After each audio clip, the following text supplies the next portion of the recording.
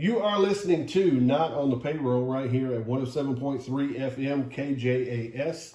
You can check us out online at notonthepayroll.com. You can check us out on YouTube and also on Facebook.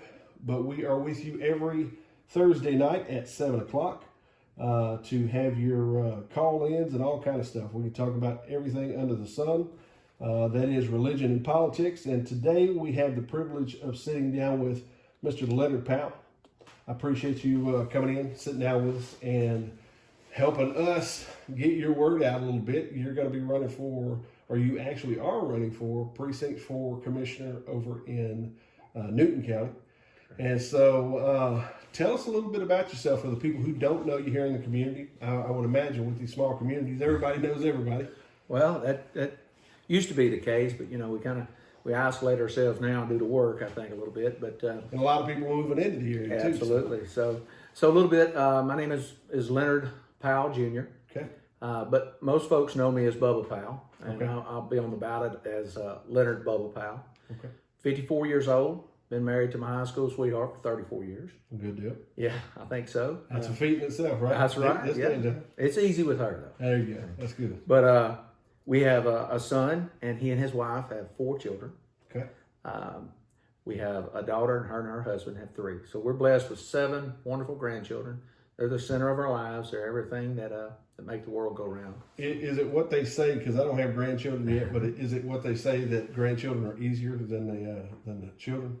You know, I would say that ours are. I have been some grandchildren. I don't think it probably would be easy, but no, I know exactly what you mean. Well, just tell us a little bit. Tell us some of the reason why you're running for Precinct 4 Commissioner. So I'm running for Precinct 4 Commissioner.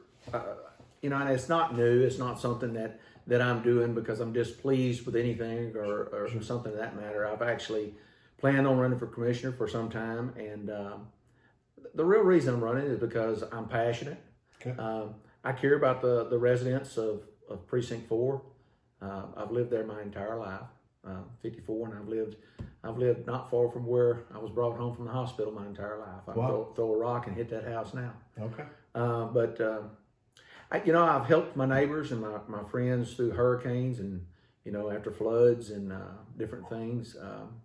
And they've helped me. It's not a one-way street there, but I care about the residents. I care about my friends and neighbors. And Precinct 4 it's a big precinct. It's kind of spread out. You've got Gist and Old Champion and the Pocket, and we just picked Wright Settlement Road back up. But it's a broad place. We got Deweyville, Hartburg, Ruluth, River Oaks, Kirkendall, all those places, and but in all of those places, I have friends. Okay. And and I'm running because I feel like I can do a good job. I'm confident I can do a good job. I have the skills and attributes to do a good job, and I have the energy and the motivation to do a good job. Okay. I'm excited about the future there. There you go. All right. So tell us. So speaking on that just for a minute, what kind of what's kind of your background? What's your experience level? That's fair. So I worked 30 years in the chemical industry. Okay. The last 6 years I was there, I managed a very large budget, and so a little bit about that. When I was charged with that, I didn't ask for that job because it's a rotational type position. But when I was put in that position, I didn't have the skills to develop that budget. It was a large budget. I think in Newton, I said it was a $6 million budget. It was 5 times that. It was for 6 years I did it, so I misspoke there, but it was a large budget. So what I did is I assembled a group of people, a diverse team, and together we come up with a good budget and come up with a good process. And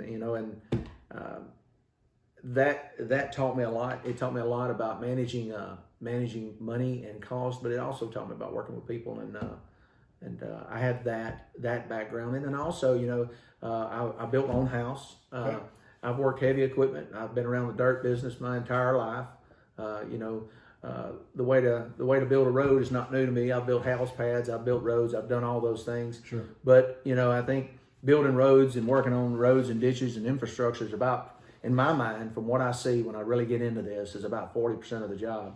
Now, it's 100% important if you live on a bad road, but it's truly 40% of the job, and the other 60% is managing the business of the county, working with the other commissioners and the county judge. Sure. My skills and abilities in that area are very, very qualified for that. You know, I have a strong ability to communicate at a high level, and I'm a very good team player, and I can bring a lot to the county. So okay. So if you know, now I know you prefaced the beginning of this by saying it's not because you're upset with anybody or anything like that, and it's kind of been a goal of yours or direction of yours that you've wanted to do for a while. If you're just taking just an overall look at Precinct 4, what would you say are the bigger needs that you would be looking to address right off the bat? Yeah. So Precinct 4 is unique as compared to the other 3 precincts in the county, and that is in the fact that it's flat. Okay. You know, when you get up around 1, 2, and 3, there are hills, there's roll off, there's way to divert the water and get the water away from the roadways. Precinct 4 is flat. The drainage is the number one issue in Precinct 4. Okay. You know, I think, you know, building roads up, you know, hauling rock in, all of those things are great, but we have to get the water away from the roadways. We've got people that have yards flooded in certain areas because we have no ditches, and we're not working to get the water away from the roadways. That is my number one priority. It's in my political, a lot of my political statements is improving the drainage. That's got to be done. And then the second part of that, let me back up. So there's 3 areas that have a drainage issue. The Sunset Acres area, Gist area, and Old Champion. Now there's other areas that have isolated drainage issues. Shepherd Road's got 2 or 3 roads that they've got water standing on the road when it rains. We got to fix that. That's a easy fix as compared to these other areas. It's not no less important if you live on those roads, but it's a 2-day job. With these others is a much more involved task. So drainage is a big issue for Precinct 4. Okay. But then countywide, what I see as I get into this is the communication piece. What I see as a gap right now is the fact that very few people in Newton County knows what's going on with the county government. Certificates of obligation is a prime example. You know, no one knew that we was trying to secure certificates of obligation until someone in Newton was paying attention at a commissioner's court meeting. So I think as a county, as a government body, we have to improve that. Yeah. We got social media. We've got, man, I mean, in an instant, you can have a message all over the country. Yeah. You know, we've got to improve that. And I will improve that. I'm going to hold quarterly meetings in Deweyville. We're going to talk about the financials of the county, financials of Precinct 4. Yeah. Then we're going to go over what we said we was going to do last quarter. What's the status of that? What did we get done as compared to what we said we was going to do? And then what are we going to do next quarter? And most importantly, at the end of that, because I'm inviting all the countywide elected officials to each of these, at the end of that, we're going to have a question and answer session. So it's my goal to bring those county officials from Newton that are put in office by Precinct 4 voters as well, to get them in front of them, to where the sheriff and the DA and all of those other folks can be asked the questions that right now Precinct 4 residents don't have the opportunity to ask them. Sure. They're 44 miles away. It won't be a bashing session. It will be an informative, you know, with ground rules of, hey, what about this? What are we can do? What are we doing? What can we do? Yeah. And so I would say drainage, priority 1 from an infrastructure standpoint. Got to keep the roads up. Got to get the water away from the roads. That's the number 1 priority there. Then communication, managing that communication piece. And then lastly, but not least, is, you know, right now, if you look at what's going on in the court, if you go back over the last 7 months and look at the voting records, there's a 5-4 or 5 against.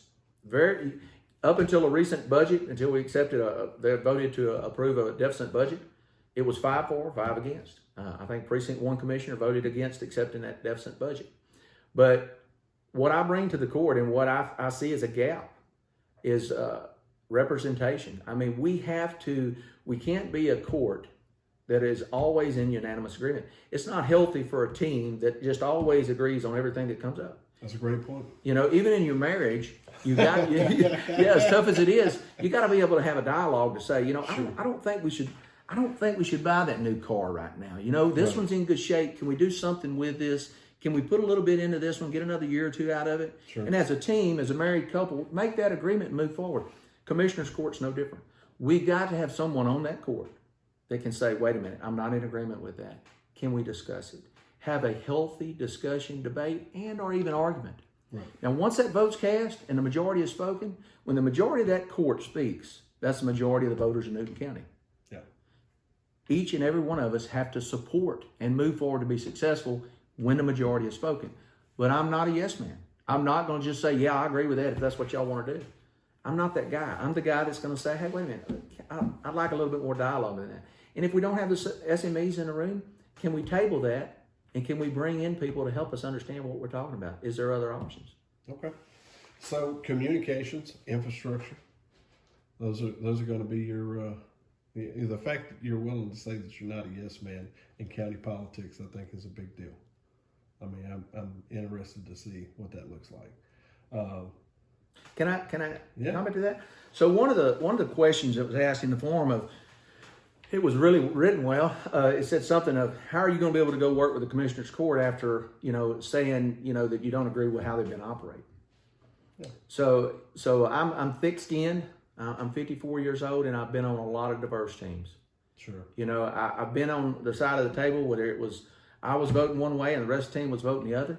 Yeah. But likewise, I've had one person on the other side of the table, and we've all been in agreement. And I've always had enough intelligence, gumption, whatever, to say, well, we need to better understand what this person, why they're not with us. Sure. I truly believe that the court as it stands today is hungry for someone to come there and say, wait, whoa, we need more discussion. I don't agree with this. I believe there's commissioners on that court right now that are looking for someone to step up and lead and say, I'm not going to go along with that. Right. I just don't believe that everyone that's on that court is always in agreement with others. But I think there's a heavy pressure on that court. We got to show that we're all one team. Listen, if there's anybody out there that don't think that a team can disagree, they've got problems. I'll give you an example. When I was in high school football, the greatest team of all the teams I've ever been on, 30 years in the industry, went over, worked in France for a couple of weeks, did some teamwork there. The greatest team I was ever on was a high school football team. Listen, during the week, we fought with each other. Some of them guys dated other ones' girlfriends. But when we put our helmets on Friday night, we went out there to get the job done. Right. We beat better teams than us. We won district, and we did all that by working together for one common cause. That's a rude or a crude example of the best team I've ever been on, but that was a bunch of high school kids. Sure. So if a bunch of high school kids can disagree during the week, but when they put the helmets and shoulder pads on, come together for a common cause, right? Certainly a group of men can do that, or a group of men and women. I think I'm trusting in that. Well, hey, all we can do is give it an opportunity. I mean. I heard a guy say one time, there's nothing between us but air and opportunity, So, I mean, if you have one statement that you want to get out to the people of Precinct 4, what would you tell them? Wow, I wish you'd asked that question before this, but no, I can answer that. So I think what I would tell folks is most of the folks there know me. They've known me for a long time. Right. They know I'm not perfect. They know I'm passionate. They know I'm not a yes man. Right. They know I can't be bought and I can't be bullied. They know who I am. Yeah. They know I'm honest, and they know I'll stand up for what I believe in. Okay. But I think the number one thing for the voters of Precinct 4, this is my message, and I give it to you exactly the way it happened today in Gist. There was a gentleman, I was talking to a gentleman on the side of the road, and then another gentleman went around me, and about the time our conversation ended, so I just kind of followed him to his house, pulled up in his driveway, and he got out, and he come walking toward my truck, and I didn't recognize him. It's been years since I've seen him. Right. And he said, I already voted for you, Bubba. I voted for you yesterday. We made small talk, and I told him, I said, man, I appreciate your vote, appreciate your confidence and all, and I turned and I got back in my truck, and I was about to shut the door, and I stopped. And I got out, and I went back to him, and I said, I want to tell you something. And I'm an emotional guy, so forgive me for a moment. But I said, I want to tell you something. I said, when I told you I value your support and appreciate you, I said, I don't mean that lightheartedly. I truly do. Right. And I think that's my message to the voters and the residents of Precinct 4. I'm not asking for your vote and taking that lightly. That vote is sacred. You don't owe me that. You don't owe anybody else that. If you will trust me with your vote and your confidence, I assure you, I won't let you down. My phone number is on everything I put out there. I'm available 24/7. I'll come talk to you, and that will never end. Okay. When I'm elected, I'm that same guy. That phone number won't change. I'm available to you. I'll always appreciate you. I'll always appreciate your support and your vote. And I will be a commissioner that's for the good of the people and the good of the county. Okay. That's who I am. Ladies and gentlemen, if you're just tuning in, you're listening to Not on the Payroll. We're having a sit-down conversation here with Mr. Leonard Powell. You go by Bubba, so I'm going to call you Bubba Powell. That's fine. It's Leonard Bubba Powell on the ballot. Okay. If you have not voted yet, you got an opportunity to, because if I'm not mistaken, early voting started yesterday. Started yesterday on the And 14th. that'd be the 14th, and so but primaries are actually on March 1st. Right. Early voting, if I'm remembering correctly, runs from now to the 25th. It's actually on Saturday and Sunday. It's Okay. open on Saturday and Sunday for folks to get out on the weekend and early vote.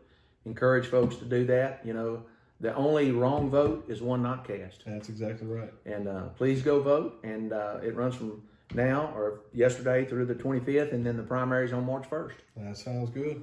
Ladies and gentlemen, get out and go vote. The local votes are probably the biggest votes that you can actually have, because they are the ones that affect you the quickest. You know, I mean, if you're tired of your roads, or you're tired of your situation there in Precinct 4, looks like you got an option. So we appreciate you guys for listening. We appreciate Leonard Bubba Powell for sitting down with us and taking a few minutes just to kind of give us his vision, direction, and some of his ideas here. And hopefully we'll see how it manifests, man, and good luck to you. Appreciate it. Appreciate you, Thank brother. Thank you, sir.